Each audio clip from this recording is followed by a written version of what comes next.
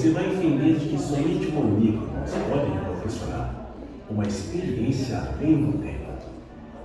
Primeiramente, escolhemos uma pessoa cujas experiências de vida deixaram exemplos muito inspiradores para a sociedade. Passamos 6 meses pesquisando fatos diferenciados, relevantes, empolgantes, pitorescos. Enfim, tudo que esta personalidade viveu e que possa gerar legado de valor para nosso público. A fase seguinte inicia-se com a produção de roteiro próprio, base para atores e atrizes caracterizarem-se, incorporarem trejeitos e absorverem a vida de nossas personalidades. Indo além do roteiro dramatúrgico, conduzimos ensaios de estudo dirigido sobre a vida da personalidade. É a transformação de um ator que interpreta em alguém que vive a personalidade. Finalmente, o grande dia. Tanto nas apresentações presenciais quanto nas lives pelo Zoom, nossa personalidade toma vida. O público pode interagir com essas pessoas muito especiais, conversando e tirando dúvidas sobre sua arte, seu trabalho, os hábitos de suas épocas, seus feitos e até confirmando ou não fofocas existentes sobre os protagonistas. Uma experiência além do tempo, na qual você conhecerá de perto alguém que sempre desejou e nunca imaginou. Em 1 hora de interação, será possível fazer perguntas que sempre quis fazer, mas achou que seria impossível ouvir a resposta da própria pessoa.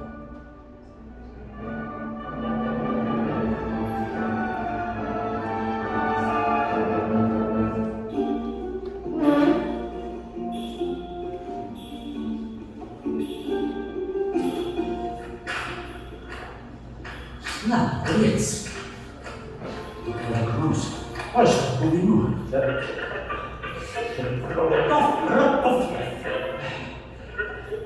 Espero que se grupo essa lista. Bem, sejam todos muito bem-vindos ao laboratório do Dr. Kronos Bistropovich. Sou o Dr. Yuri Kronos e terei prazer em conduzi-los nesta viagem. Somente aqui no Ornícolas você consegue realizar magníficas experiências. Além sendo assim, vamos ao que interessa. Dr. Kronos Bistropovich é um brilhante cientista, especialista na teoria da relatividade. Em conjunto com o Sr. Stephen Hawking, desenvolveu um gênio com poderes incríveis. Trabalha as partículas subatômicas, fazendo uma reação em cadeia das mesmas... Não posso explicar de uma forma natural. Sim, essas partículas meio que implodem, como se fosse um prédio caindo dentro deles. E assim, ajusta o fluxo da matéria escura com as partículas gama, eliminadas pelos jatos do fluxo extra-dimensional da camada mais próxima, redirecionando o núcleo plasmático para spin positivo e... Esse negócio, tudo está pronto. Entendeu? Não. Mas não tem nada. Veja, aqui está um maravilhoso bicho. O espetacular compactador de tábuas plasmáticos despolarizados de altíssima densidade, criado por Dr. Kronos e Sr. Hawkins. Por isso, o prenome da máquina de Mr. Hawkins plasma térmico de alta capacidade. Ou Mr. Hawkins, como o Dr. Kronos carinhosamente apelidou. Portanto, graças ao Mr. Hawkins, consegui visitar o maior gênio que já passou por esse planeta, Leonardo da Vinci. Mas vou lhes explicar o porquê escolhi visitar Leonardo da Vinci através do Mr. Hawkins. Espero que ajude vocês a estabelecer um contexto da grandeza deste ser. Preciso encaixar de meus arquivos para me ilustrar. Onde está? Aqui. Vamos lá. O destino sempre sorriu amavelmente a Leonardo. Eventos foram encadeados caprichosamente em sua época, permitindo que todo gênio residente em seu ser tivesse um ambiente muito favorável a se desenvolver em plenitude. Comecemos pela invenção de Johannes Gutenberg, a imprensa. Ela e Leonardo nasceram no mesmo ano. A imprensa promove uma revolução na disseminação do conhecimento, algo similar ao impacto da internet 500 anos depois. Um imenso universo de conhecimento agora disponível à leitura do jovem Leonardo. Mas o favor do destino escapou da sina de ser um tradicional tabelião. As 5 gerações anteriores na família de seu pai criaram seus primogênitos para serem tabeliões de valor. Tarefas repetitivas e pouco inovadoras certamente sufocariam o gênio primoroso de Leonardo. Por ser bastardo, Leonardo ficava livre desta sina, livre também para seguir sua trajetória de inovação. E um sem número de coincidências que vieram permitindo gradativamente que o maestro Leonardo da Vinci desenvolvesse seu gênio. Nós o conhecemos principalmente por suas artes. Entretanto, há muito mais. Veja, onde mesmo está? Aqui. Leonardo absorveu uma característica de tabelião: anotar tudo. Gerou mais de 30 mil páginas de anotações, das quais nos sobraram por volta de 1.300. Seus desenhos de corpo humano foram utilizados em faculdades até o século XIX. Há 500 anos, Leonardo definiu como as válvulas do corpo se fechavam, definição que só foi realmente comprovada no primeiro exame de contraste realizado nos Estados Unidos em 1961. Também incluiu que a Terra nem sempre foi da forma como a vemos hoje. Montanha já foi mar, e mar já foi montanha. Enfim, conhecimento que para nós hoje é comum, mas que há 500 anos era inimaginável. Menos para Leonardo da Vinci, que mesmo sem qualquer tecnologia, já conhecia muita coisa do que conhecemos hoje. Que homem magnífico! E mais fascinante é que o Mr. Rock levará vocês para seu ateliê em base, ainda no século XVI. Queridíssimos, não vão mais retardar o encontro incrível que terão agora. Sei que estão ansiosos para conversar com o maestro Leonardo da Vinci. Vou acionar o Mr. Rock e levá-los para o ano de 1517. Mas bem, vocês estão indo para lá. Leonardo não conhece esse lugar, muito menos internet. Até que sua conversa para esta realidade. Que tenham uma experiência além do tempo.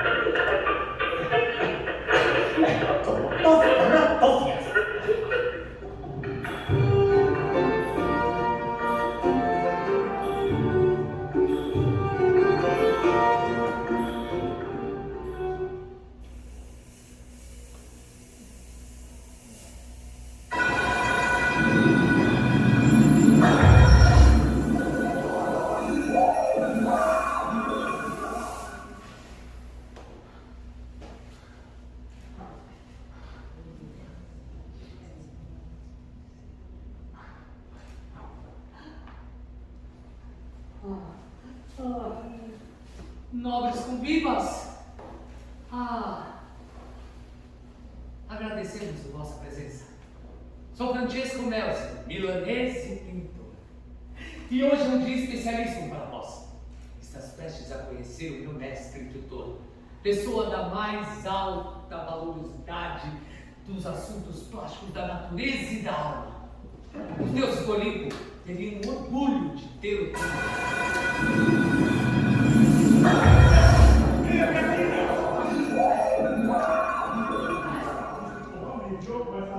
Por favor, me ajude. Por favor, me ajude.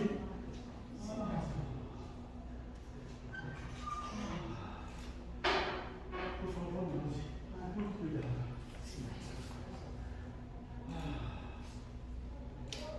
Estou profundamente agradecido por terem vindo compartilhar isso. Não dá atenção em demasia, Nelson. É um menino por demais abençoado. Mas acaba por me fazer juros dos quais não mereço atenção. Mas com todas as pessoas não precisam ficar ao nome de Jesus. Preciso buscar princípios. E a senhora promete nossa graça? Senhora Lígia, muito prazer, Leonardo da Vinci. Senhora Lígia, uma pergunta. Esta é a família Deste? Não. Curioso. A sua semelhança com Caterina é assombrosa. Concordo, Nelson. Posso ver, mas... Veja. Achei que era Caterina. Deveras impressionante, Madame me conhece. Qual a sua expectativa para essa noite? Ainda não sabe. Temos muito o que conversar, madame. Muito obrigado pela sua presença.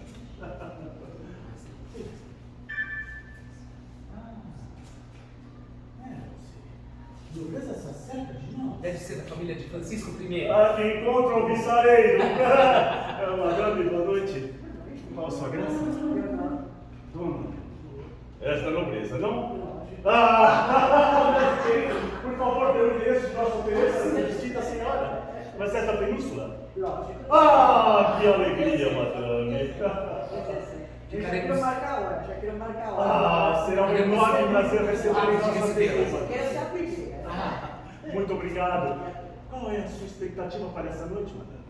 Muitas surpresas. Eu adoro surpresas, madame. Muito obrigado pela sua presença.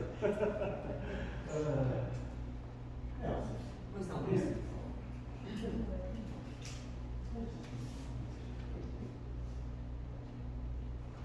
Boa noite.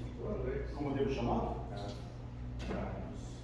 Sr. Carlos, és parente de Cesare Borgia? Jesus Capioto! Está de pé. Sim. Que cavaleiro. Como pode? Mas o senhor mantém contato com ele? Muito pouco. Cesare Borgia. Que alma indomável. Combatente italiano. Homem forte, viril. Daí eu excelente combatente, cavaleiro. Muito obrigado pela sua presença. Pois muito bem, pois muito. Vejamos. Maestro, Sim. se o senhor achar devido, por que não compartilha com os nossos convivas a origem do gênio Leonardo?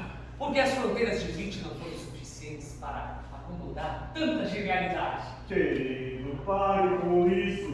Você com essa mania sempre de me colocar no superlativo. Dessa forma, vamos acabar criando uma falsa imagem dos nossos convidados.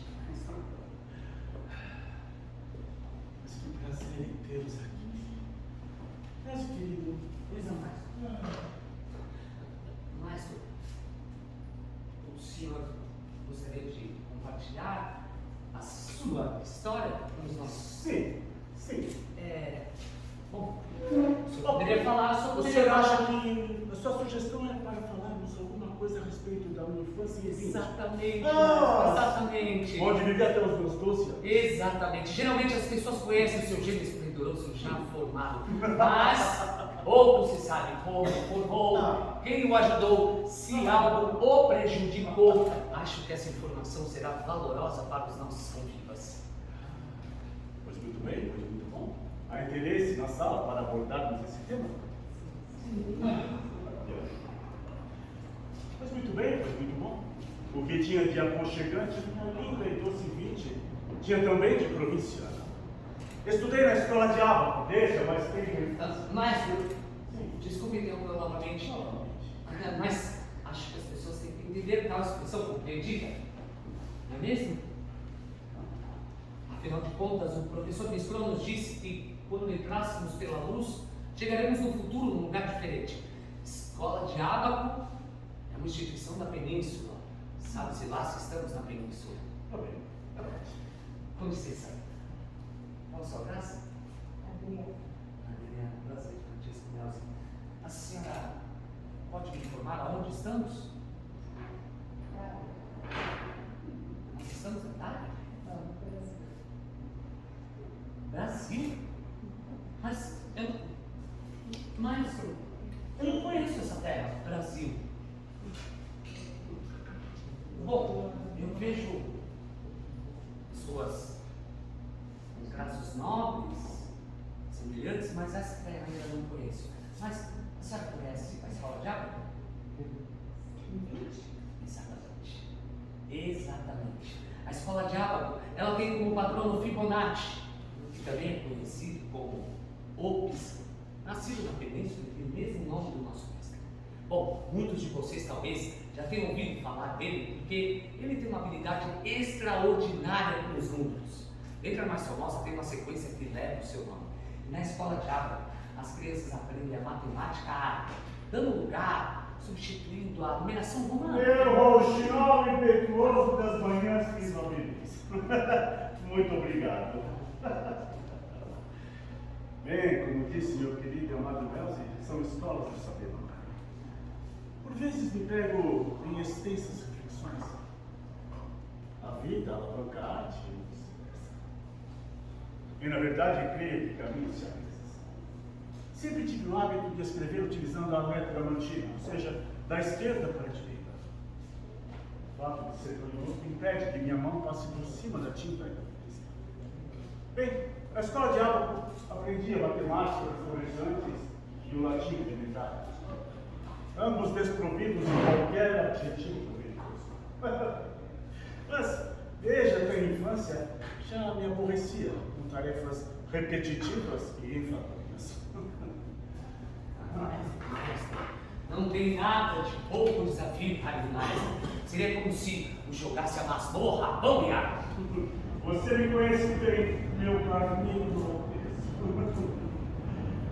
Por isso sou este convicto letrado, rebelde às causas da fixação pela repetição do sonho. Eu sempre preferi resolver os meus problemas com desenhos, ao invés de ver o problema resolvido me parece mais eficaz do que tentar imaginar. Às vezes, fuja das aulas para observar os fluxos d'água que por ali existiam. Os fluxos d'água sempre me fascinaram pela suposta aleatoriedade de suas correntes. Na verdade, não são. Se observares atentamente, os olhares vibrantes, verão que os rodamuinhos acontecem simplesmente porque quando a água encontra a terra, ou a margem e a terra firme, corre mais lentamente em sua borda do que em seu interior. E assim, a água escorrega, enrosca e flui pelo leito dos rios. Alfaiate! Que susto, maestro, que susto! Talvez essas observações para vocês sejam meras conjecturas sem maiores aplicações. Mas ele, maestro, aplica tudo aquilo que aprende. Esse é um bom ponto, meu querido amado Belzi. Esse é um bom ponto. Cavaleiro, boa noite. Como devo chamá-lo? Carlos. Senhor Carlos. Senhor Carlos, o senhor me conhece? Sim. Me conhece algumas das minhas obras? Uma preferência por alguma delas? Como?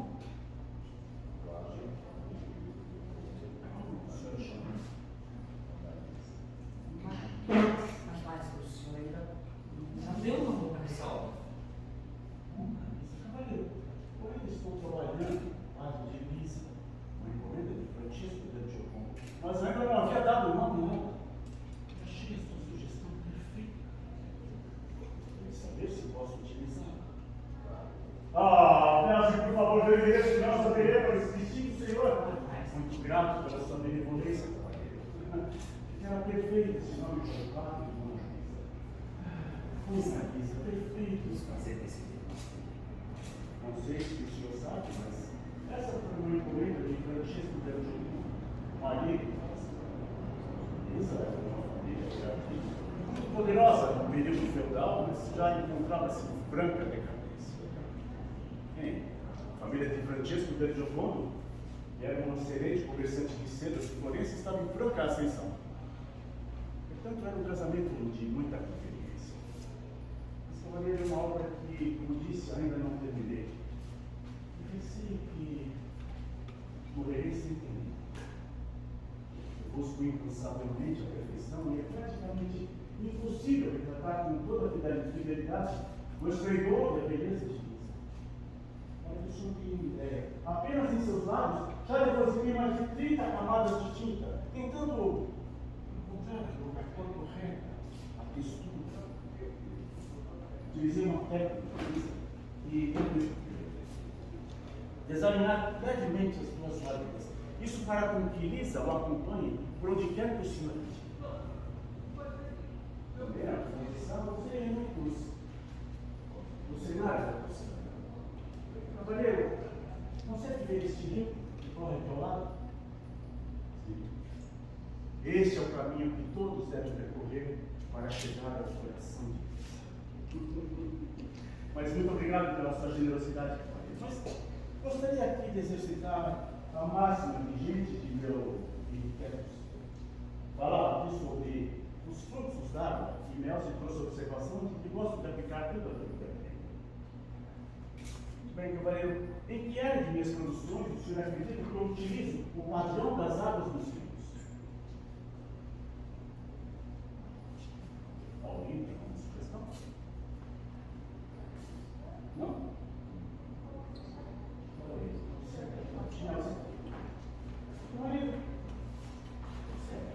Observe os cachos, os cabelos de minhas mãos.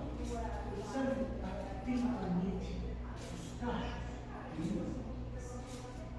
Se observar, se olhar esse deles, verá que os cabelos revoltos de minhas madonas obedecem o padrão das águas dos rios. E assim se faz uma pintura verossímil. Ora, que mestre da escola de Abacus poderia me ensinar isso? Eles não sabem olhar e ver, apenas repetir, tornando as crianças verdadeiras máquinas. O conhecimento que temos hoje é o mesmo que tínhamos há 3 séculos atrás, quando importamos dos bobos desse modelo de escola. Alguém aqui sabe como me auto-intitulo? Não? El discípulo de la experiencia. Esse sou eu! Grátis! Parece que está! Obrigado para mim! Isso mesmo! O discípulo de experiência, sempre anotando tudo em meus cadernos para poder compartilhar com o mundo todo o meu conhecimento. A inovação tem um valor associado, mas não se fundamenta sem o conhecimento. A aprendizagem é a matéria-prima para a inovação. Bem, como a minha linda e doce vinte poderia espalhar para o mundo tudo aquilo que eu queria transmitir. Aquele que pode matar sua sede na nascente do rio, não vai ao jarro d'água. O senhor só se interessa pelas águas que correm pela terra, não é mesmo, mestre? Porque já aquelas que vêm de cima, se tiver... Não faça isso! Pelo amor de Deus, não diga essas palavras! Isso pode se materializar! Sempre tive medo de um dilúvio apocalíptico! Não diga isso, por favor! Que paura! Santa Maria Maggiore, valei por mim nesse momento! Não faça isso, Deus! Nunca mais farei isso! Nunca mais farei isso! Sente-se aqui, por favor. Ah, que paura! O maestro. Nunca mais repita essas palavras.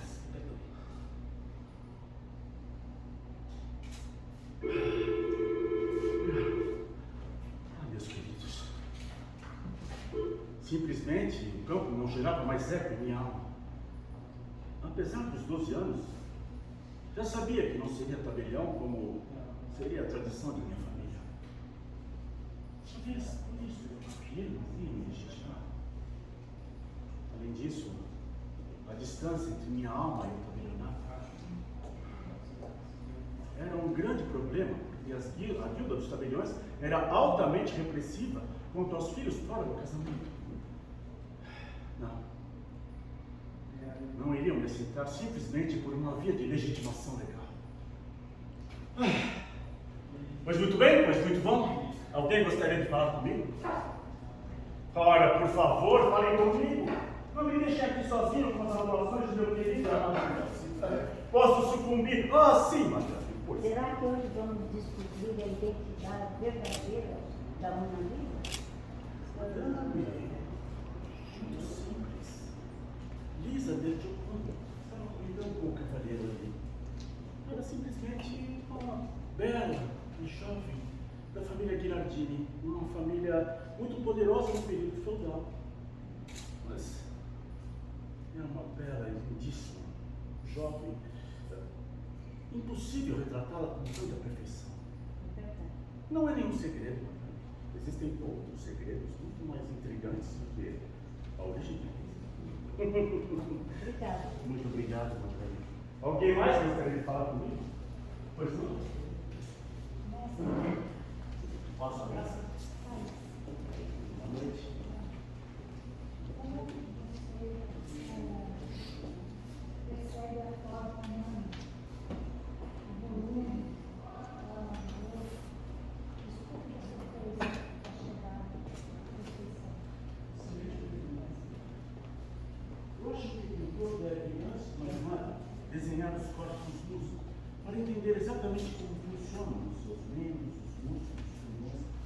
depois colocar as roupas camada por camada.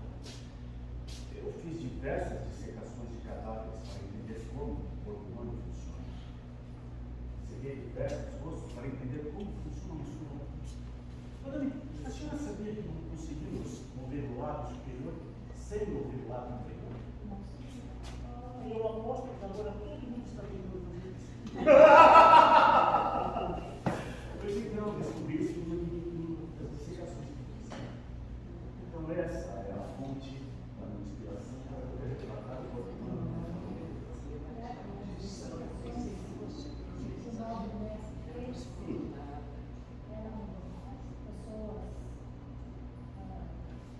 Defuntos, abandonados.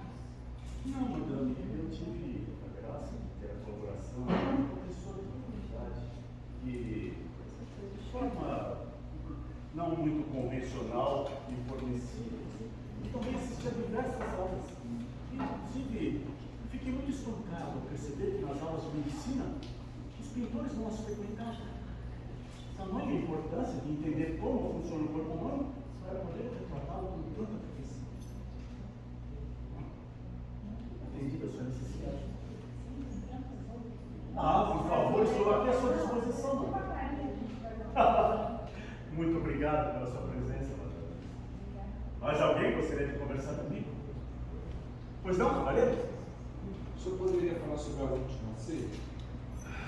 Última ceia. Estivestes em Milão, cavaleiro? Já estive. Então tivestes a oportunidade de apreciar a obra. Sim. Sim. Bem, a última ceia foi uma encomenda de Ludovico para pintar uma das paredes do refeitório de Santa Maria de Grazia. A princípio, eu fiquei um pouco inseguro com essa encomenda, uma vez que eu seria preciso trabalhar com afrescos. O senhor sabe o que é um afresco, cavaleiro? Não. Um afresco é uma pintura feita na argamassa ainda úmida. Isso para mim é um problema, porque não consigo ter tempo suficiente para fazer todas as correções que acho necessárias no desenvolvimento de uma obra. Mas em função de alguns produtos novos que estavam surgindo, resolvi aceitar o desafio. Inicialmente coloquei um prego bem no meio da parede, bem no centro.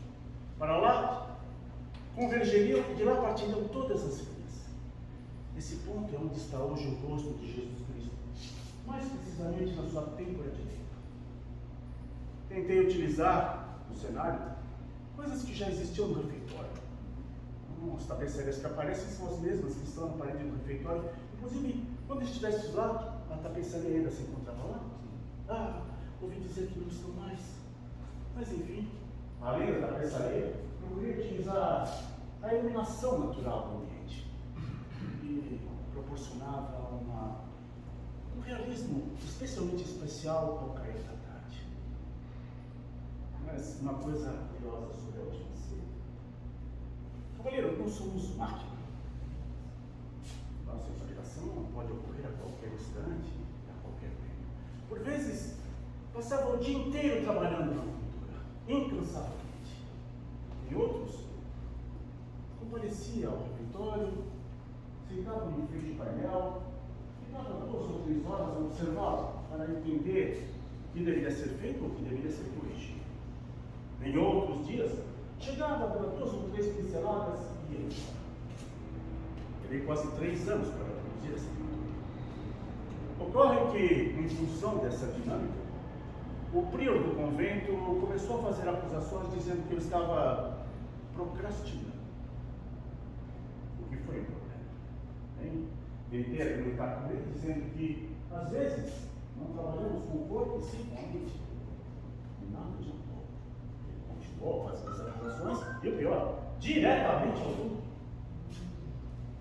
Certo dia, o Duque me chamou ao castelo, juntamente com o prior, e fui confrontado. Bem, estava numa posição bastante delicada e fui obrigado a fazer uma pequena ameaça. Disse ao prior que se ele continuasse a fazer tais acusações, desenharia o rosto dele no corpo de Judas. Ora, imaginem vocês, o rosto do prior de convento no corpo de Judas, o traidor de Jesus Cristo.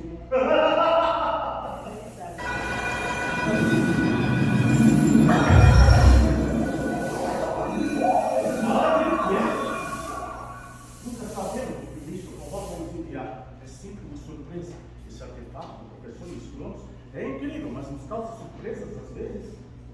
E realmente deixa estupefacto. Veja, maestro, outras suas obras. Meu néctar da Sardenha, de Salvatore. Meus queridos, essa é uma obra não distante. Deus, muito cuidado, por favor. Sim, maestro. Maestro, eu estou surpreso por o senhor ter preparado nenhuma atração artística especial para receber nossos convites. Nenhuma erupção vulcânica, nem homem voador, nenhuma guerra titânica com seres divinos. Isso não parece ter a sua assinatura. Você tem razão, meu. Vamos de mel feito com trigo de vinho. Meus queridos, peço que me perdoem. Deveria ter preparado um ambiente com algumas de minhas mais novas e maravilhosas engenhocas, que fazem coisas fantásticas nos palcos. Embora nesse lugar, mesmo realmente inovadora, seria um grande desafio. Maestro, então por que não reparte com os nossos convivas como o senhor entrou para o ramo teatral? Quase como se realizasse um sonho que o senhor nem imaginava ter. Você sempre eu não sei perdoar. Tendo em vista que não preparei o ambiente para o registro de nossas convivas, resta tentar saciar a sua curiosidade a respeito da minha trajetória.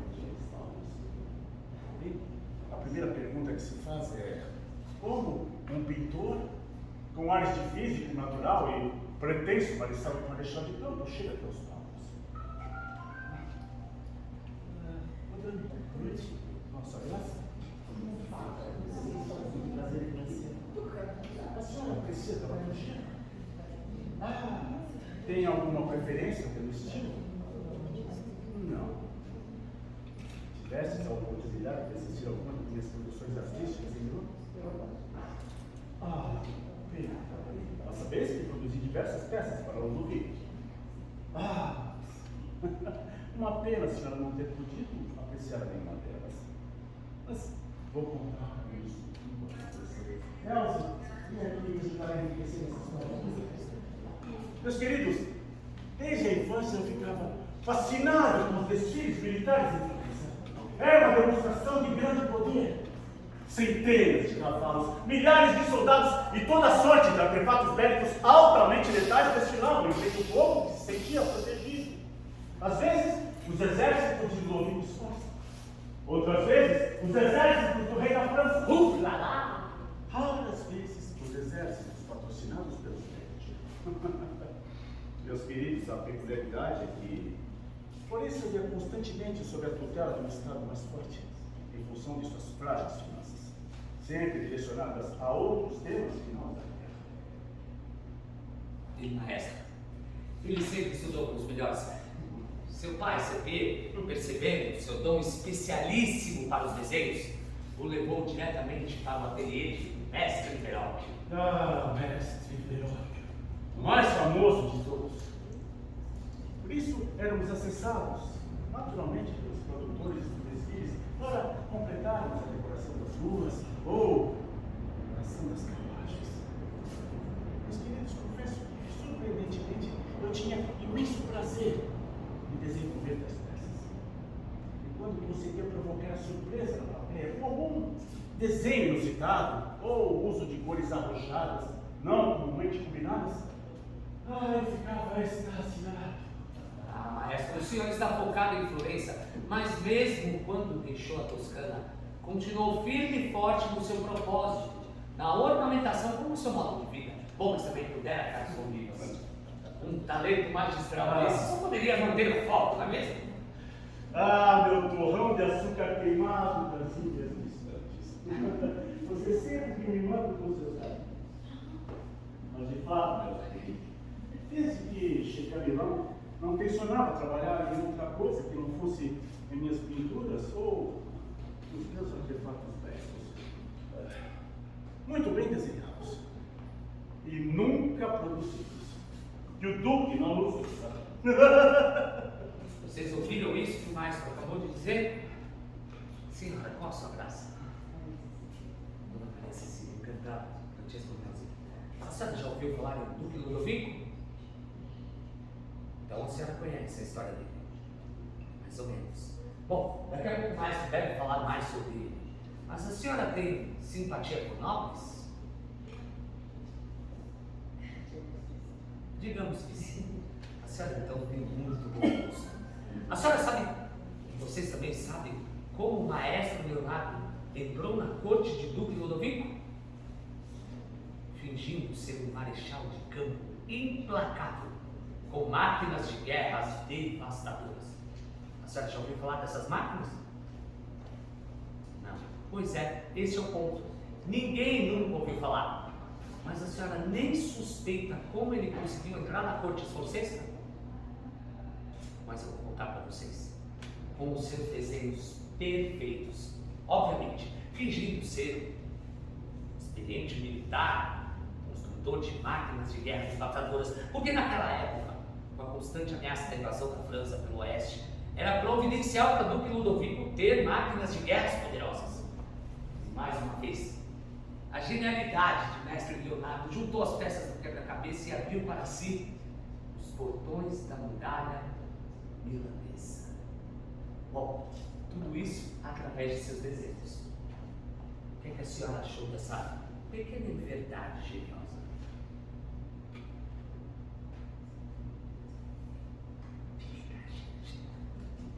O mestre não nos ouça.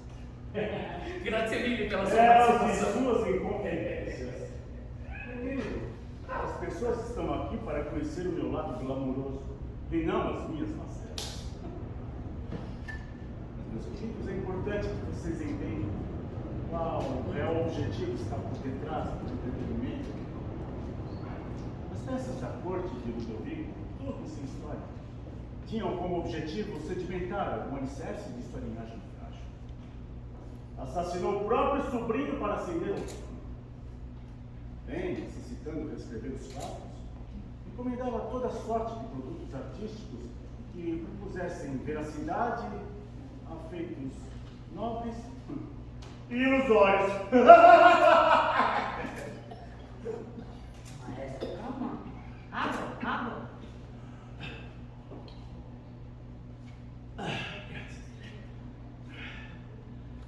Bem, produzia então heroísmos e vitórias forjados em fumaça. Bem, o povo carente de opções aceitava as peças não como uma legitimação da nobreza bestial dos Corsa, assim como entretenimento. Ludovico abria as portas dos teatros para toda a população. Era uma troca justa, onde todos pareciam ficar satisfeitos. De um lado, diversão para os outros.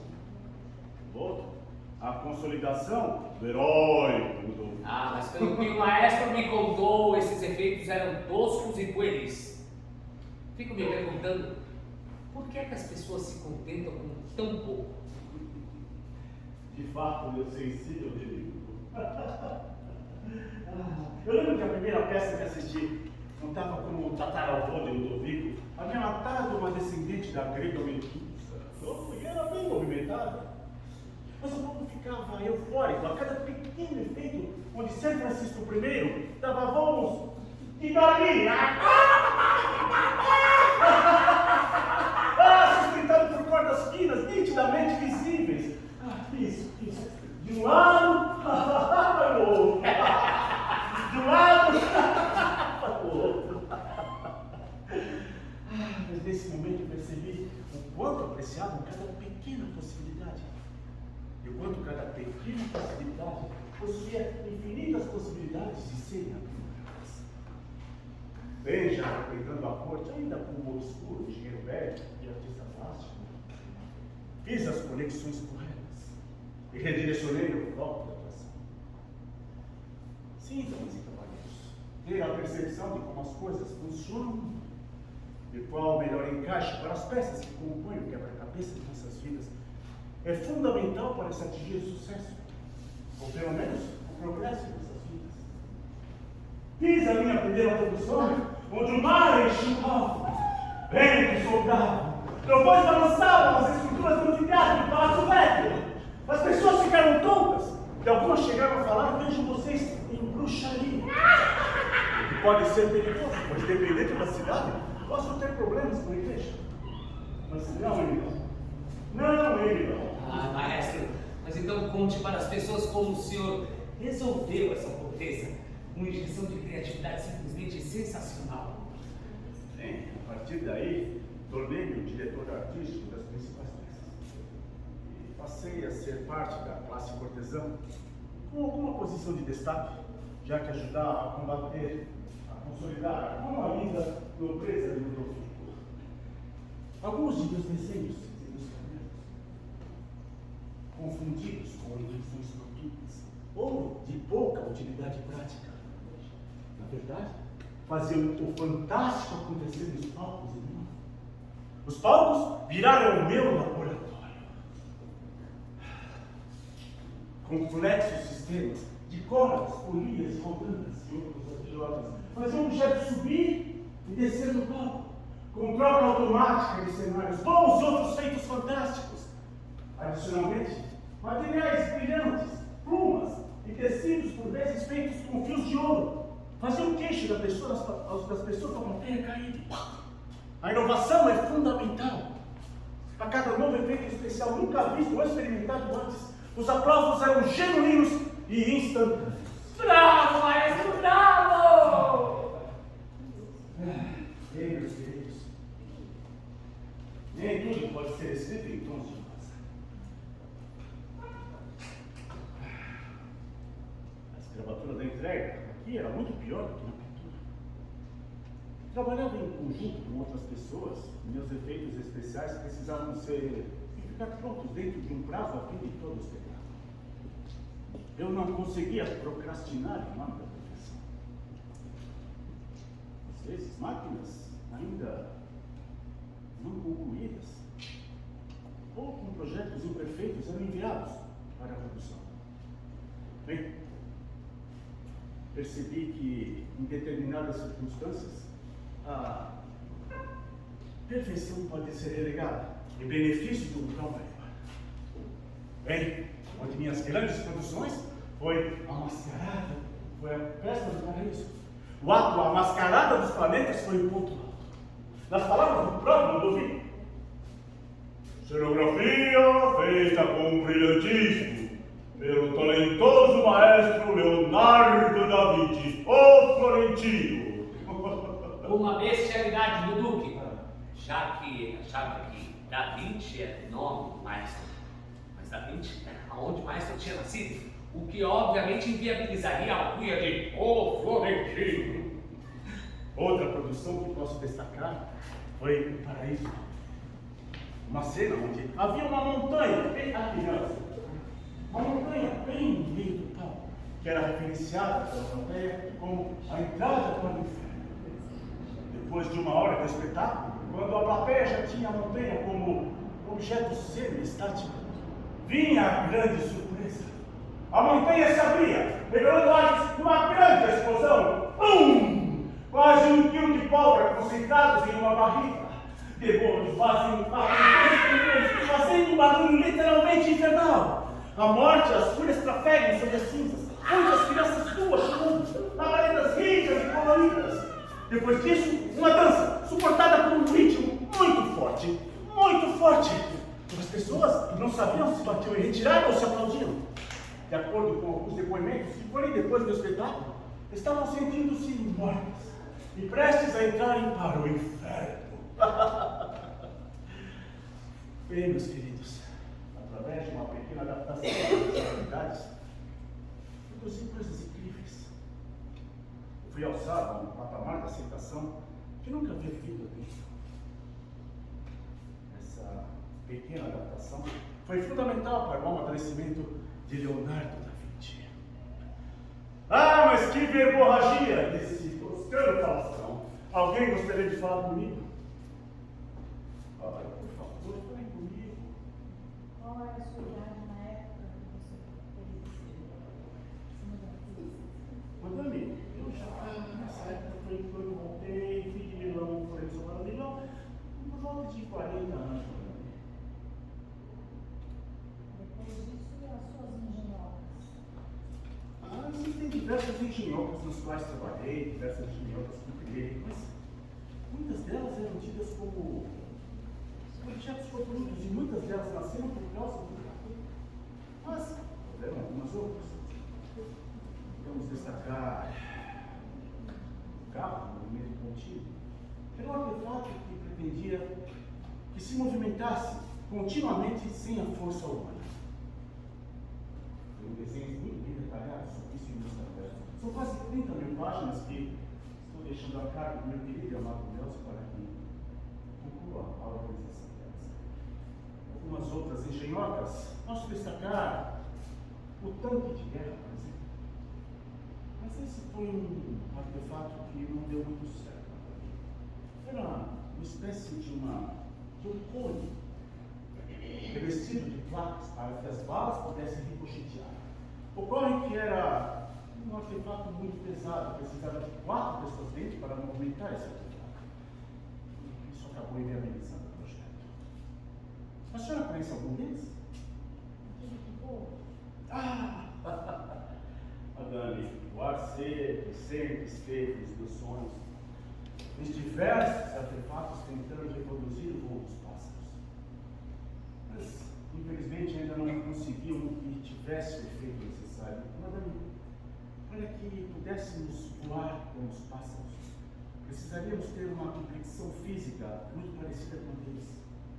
A força que precisamos para movimentar as asas na mesma velocidade que os pássaros o fazem para voar se torna inviável para nós. Eu acredito que o corpo humano tem muitas semelhanças com o mundo, com a natureza. Mas em algumas coisas não podemos ser quase nada. Muito obrigado pela sua participação. Mais alguém gostaria de falar alguma coisa? Por favor, fale comigo. O senhor não sabe o que é avião, né? Avião? Sim.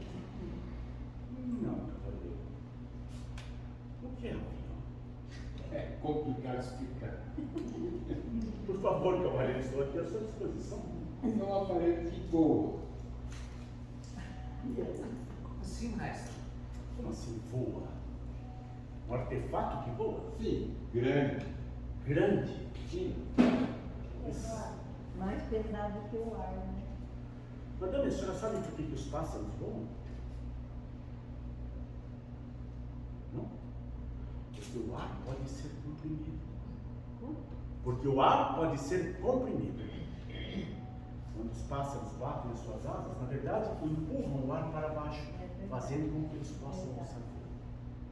Em minhas dissecações que fiz, percebi que o esqueleto dos pássaros é todo louco para tornar ainda mais leve e assim eles possam alçar voo com mais facilidade, além da toda a parte muscular dos pássaros, muito diferente da nossa. Não, por favor, tem endereço do nosso assistente de Salvador. Eu gostaria de recebê-lo em Amboase para que o senhor pudesse falar mais a respeito desse. Como é esse nome do artefato? Eu vou tentar. Avião. Avião.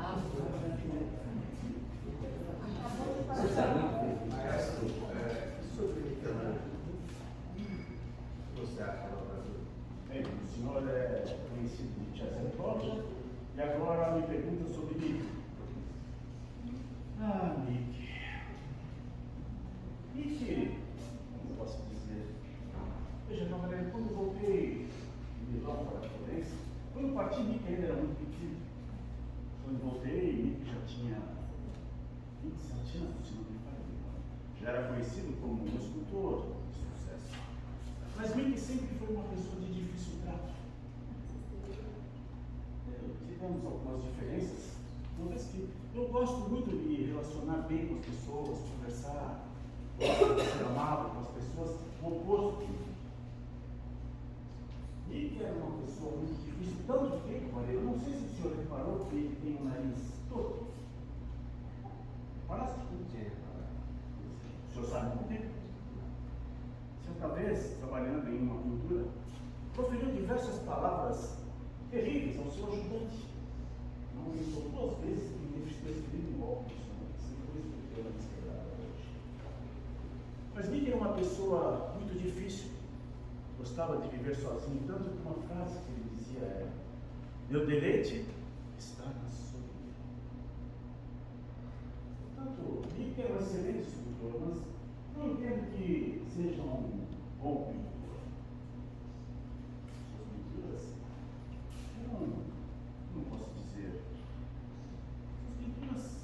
bem definidas, com traços muito bem definidos, fazendo com que o corpo humano se pareça um verdadeiro saco de nozes. Ele desconhece as técnicas que crê de esfumato, que é escuro, mas acho que Mickey é um excelente escultor. Ele mesmo se considerava assim. Ficava irritado quando eu tentava fazer o pintar. Mas, enfim, cavalheiro, não posso dizer. Tínhamos nossas preferências pela companhia das pessoas nossas vidas. Mas eu sempre me dei muito bem com todos. E Mickey era uma pessoa muito religiosa. E acho que vivia aprisionado por conta disso, porque eu conseguia me relacionar com todos, mas Mickey, apesar de ter o mesmo desejo que eu, não conseguia fazer. Enfim, o senhor tem alguma coisa específica que gostaria de saber a respeito de mim? Já viste alguma obra dele? Já. Qual, por exemplo? Por exemplo, a casa de cima. Sim. Que é uma pintura, né? Esse tinha um problema na minha vida. Não entendi até hoje porque o Papa não me chamou para executar aquela obra. Talvez pelo fato de minha relação com a igreja não ser tão profícua como era. Mas, enfim. O senhor já viu Davi, por exemplo? Sim. Sabia que aquele monolito que foi oferecido a ele foi antes oferecido a mim? Pois então, eu aprendi. Porque eu não me vejo como um escultor. Vamos? Alguém falou alguma coisa? Perdão, é que meu cérebro trabalha o tempo inteiro. Estou aqui conversando com o senhor, cavaleiro. Se passa um certo atividade, eu já fico pensando. A curiosidade das suas asas largas. As asas são flexíveis ou são rígidas? A minha cabeça é um verdadeiro nisso. Alguém mais gostaria de fazer alguma pergunta?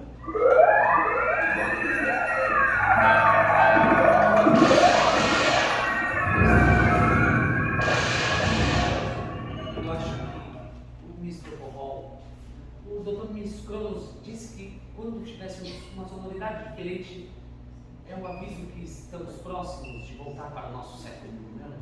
O que está acontecendo? Pelo que me lembro, o professor Miss Cross falou alguma coisa a respeito que seria um momento para que os nossos convivas pudessem produzir pinturas instantâneas, utilizando algum artefato, nem lembro o nome. Só um minuto que eu vou lembrar, um artefato de celular. O que seria de mim sem você, minha flor, primaveril, mais pura japecanga? Vocês conhecem esse artefato? Vocês conhecem celular? Celular? Nós conhecemos? Será que nós poderíamos Esse conhecer? artefato? Aqui, cavaleiro. Eu conhecer Como também. funciona?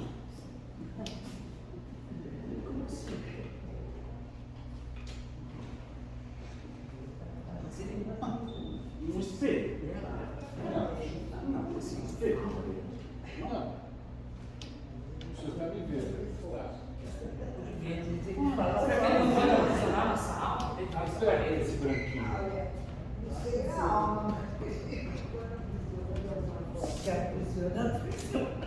Mas ele produz retratos. É isso? Produziu uma pintura. A sua alma fica aprisionada aqui dentro? Não. Que fantástico! Cavaleiro, o senhor poderia me ceder esse artefato? Muito obrigado, cavaleiro. Eu querido. Guarde nossos apetrechos. Mas, maestro, como é que vamos levar? Como é que a gente não sabe usar esse artefato? Sim, mas Alguém pode. Cavaleiro, o senhor pode nos ensinar como funciona isso? não é bom. Como é que faz para fazer as pinturas O instantâneas? cavaleiro apertou alguma coisa aqui que apareceu pintura instantânea. Será que mais alguém gostaria de fazer uma pintura instantânea conosco? Sim.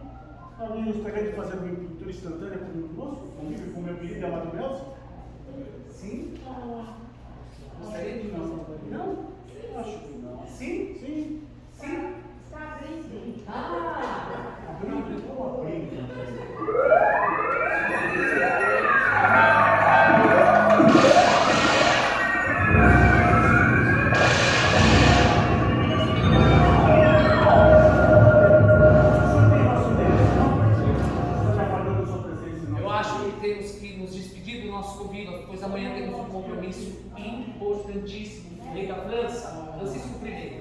temos que encaminhar as nossas despedidas afetivas. De fato, meu pequeno irmão, temos compromissos importantes com Vossa Alteza. Precisamos estar descansados e com a mente livre e disponível para seguirmos em nossos planos. Mas eu queria produzir uma pintura instantânea com o senhor. Por favor, Claro! O senhor José pode produzir a pintura? Mas se o senhor me ensinar, eu teria um modo de fazer. A minha alma não ficará prisioneira. Não, ficará.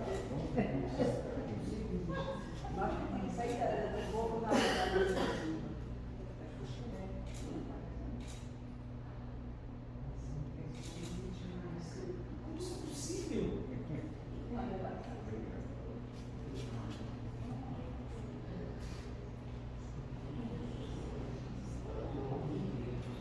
O senhor me inventou? Não. Não foi. Conhece? Não. Dica, falei, muito obrigado. Estaria aguardando a sua visita em Angola. Mas não deixe de levar artefato, por gentileza. O avião não vai não.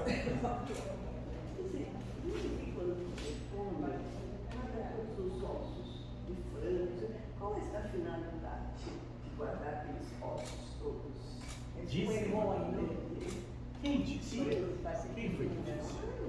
Na sua vida 20, falaram que você come e guarda todos os ossos lá. O que você vai fazer com eles? És de 20? Eu não sou de 20, mas faz conta que eu nasci lá. Não posso fazer de conta que eu vi alguém dizer. Agora quem está dizendo sou eu mesmo, Leonardo de Vítima. Então, fala, é verdade isso? Isso é uma massa de especulação, madame. Não, isso pode ser por conta dos meus estudos. Por conta dos meus estudos, madame.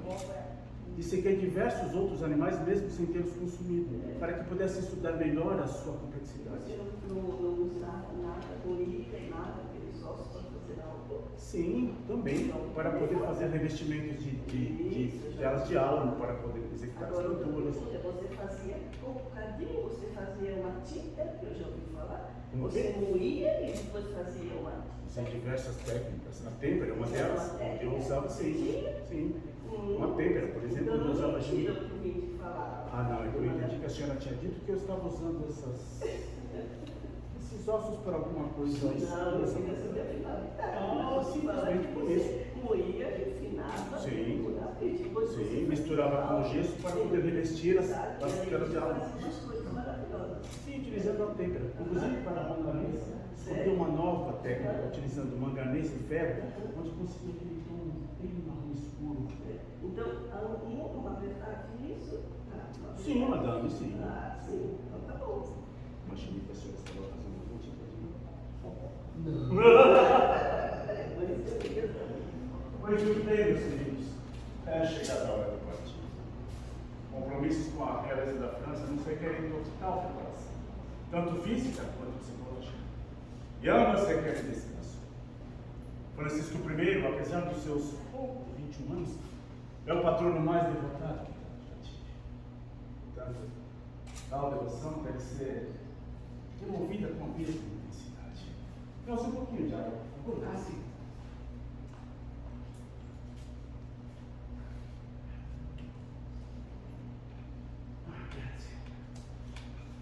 Leonardo de Serpier da Vinci, ou como costumam me chamar, Leonardo da Vinci.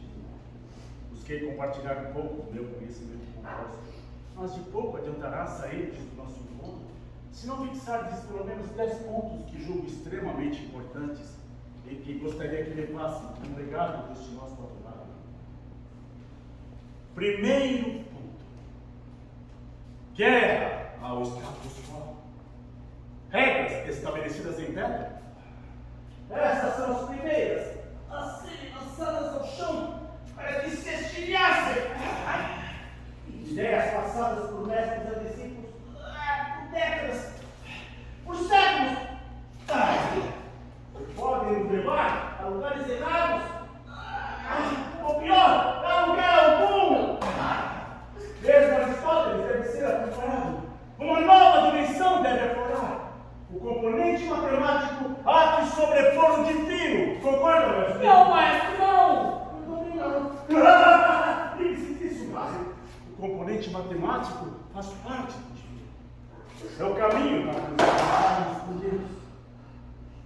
Segundo ponto. Aproximai-vos daquilo que vos parece genuinamente bom.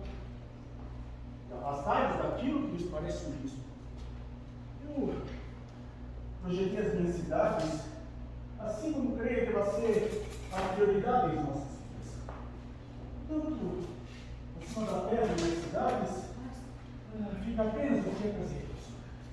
Casas espaçadas, como se no campo estivessem, com jardins floridos, à frente, sem muros. Os defuntos, onde tem plena convicção, nascem tanto a peste quanto uma infinidade de outras doenças. Será, mestre? Alguém aqui há de comprovar o que digo no futuro. Os esgotos devem ficar abaixo da terra, onde não haja nenhum contato com a população, seguindo diretamente para os rios. Espaço é fundamental. Quando colocamos seres humanos como cabras amontoadas, toda sorte de enfermidade se propaga como fogo em fogo. Terceiro, afastai-vos daquilo que não pode ser comprovado. Não se mistura causa e efeito.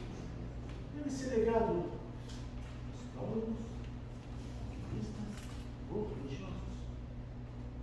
Consultem sempre a experiência do seu raciocínio antes de estabelecer uma regra para quaisquer fins. Depois, de acordo com o que você observa e vê, faça a sua vontade. Lembram-se da minha auto-intitulada alcunha? El discípulo de la experiência.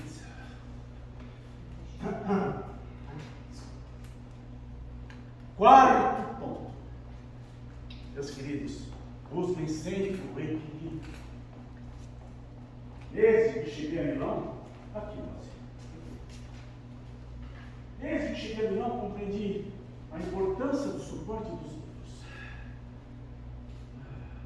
Com eles, não partimos do zero. E ainda podemos ter excelentes inspirações para derivar dos nossos experimentos. Os apaixonados pela prática, sem o conhecimento teórico, são como marinheiros, embarcando em navios sem mapas ou bússolas. Nunca saberão ao certo para onde estão indo. A prática, fundamentada em sólida teoria, é a trilha para o conhecimento eficaz. Creio que cumpri parcialmente meu papel nessa peça dramatúrgica que é a nossa vida. A obstinação em tomar nota, a verdade, dos antepassados cabeções, não me levou a realizar minhas promessas. Teria sido, sim, grande empregado para meus afins e gerações posteriores. Egoísmo ou preguiça? Podem escolher. Não devo sair daqui como um santo, pois de fato não sou. O quinto ponto vem a favor da qualidade da terra. Respeitem os fatos e procrastinem. Usem o tempo máximo que tiverem para pensar, testar e realizar suas ideias. Pensem visualmente. Façam vistas de anotação do campo. Nunca confie na sua memória, porque ela é pequena, finita e muito desorganizada.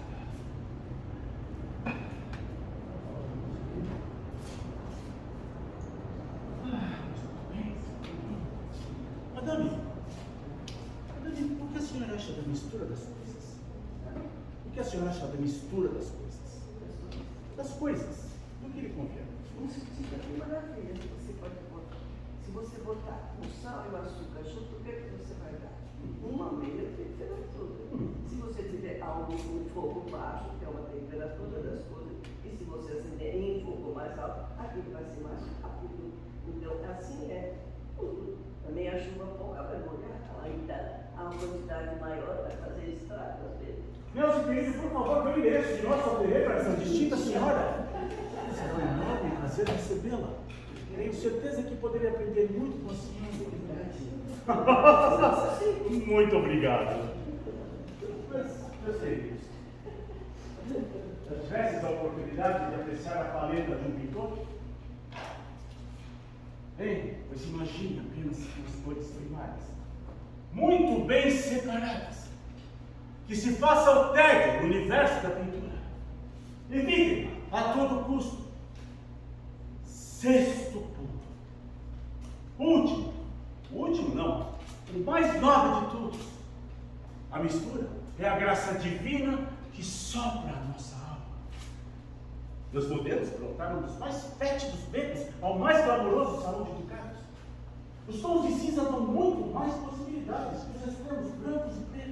Portanto, do ponto de vista da arte, deixem seus anjos e demônios materializarem-se em suas telas. Ora um, ora outro, misture-os. Se vai brincar devido a cada pincelada.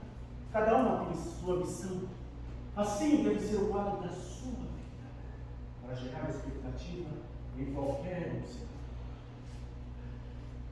Alberto Modeleschi dizia: para ser bem sucedido, ande a cavalo, caminhe pela cidade, converse. Deus, querido, por sorte eu sou muito. Sétimo ponto. Meus queridos, cultivem as amizades e as mãos próximas. Os amigos cuidarão de você. Sim, os amigos cuidarão de você, assim como o Pachori teve imensa paciência para me ensinar matemática. Coitado. Mesmo assim, nunca deixei de cometer os meus erros. Mas veja, bom, precisei de mais amigos ainda, para revisá-los todas as vezes. E chegamos ao oitavo ponto, não menos importante que os 7 pontos anteriores. A vida é esfumada, assim como as figuras e as pinturas. Não há contornos rígidos que definam exatamente onde o momento termina e onde se inicia o outro. Uma enorme mescla de possibilidades vão requerer que olheis e vejais. Isso é imprescindível. E chegamos ao 9º ponto, que podemos dizer ser o cerne da nossa existência. Façais a vida valer a pena. Hoje tem um guia à vida traduzido em Melzi, meus discípulos e Francisco I, rei da França. Não é a família que o destino de Deus, mas a que quis construir e manter perto de mim. Principalmente meu querido e amado Deus, que vive abnegado e devotadamente em Deus.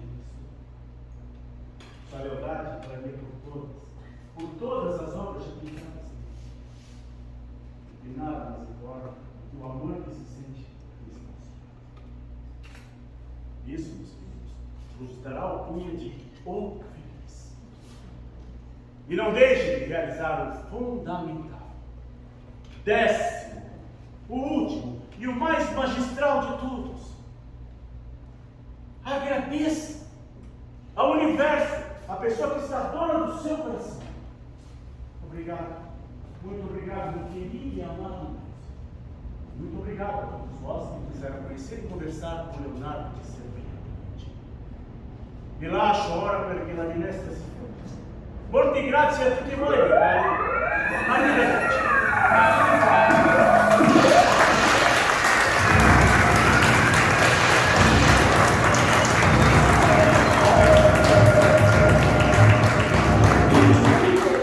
Gênio forjado, uma aula de criatividade. Dalton Baroni como Leonardo da Vinci. Bill Anderson como Francisco Wells. Alex Elias, diretor artístico de cena.